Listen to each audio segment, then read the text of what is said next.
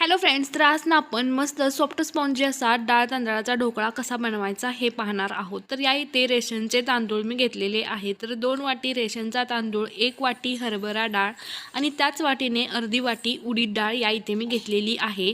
तर 4 ते 5 तासांसाठी ही डाळ आपल्याला भिजवून घ्यायची आहे। डाळ व्यवस्थित अशी भिजली की मिक्सरमध्ये थोडं पाणी ॲड करून फाईन अशी पेस्ट आपल्याला बनवून घ्यायची आहे।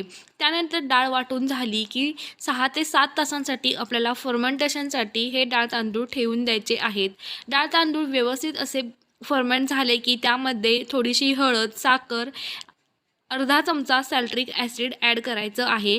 2 ते 3 चमचे तेल ॲड करून थोडंसं पाणी ॲड करून ह्याची जी कन्सिस्टन्सी आहे ती ॲडजस्ट करून घ्यायची। त्यानंतर हा ढोकळा आपण कुकरमध्ये बनवणार आहोत म्हणून कुकरच्या भांड्याला मी तेल लावून घेतलं। त्यानंतर इनोचा 1 सॅशेट मी यामध्ये अशा पद्धतीने मिक्स केला।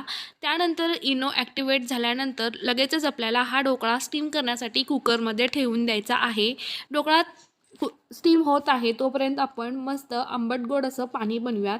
तर बेसिक असा तडका तयार करायचा, त्यामध्ये मीठ आणि साखर ॲड करून मस्त असा तडका बनवायचा।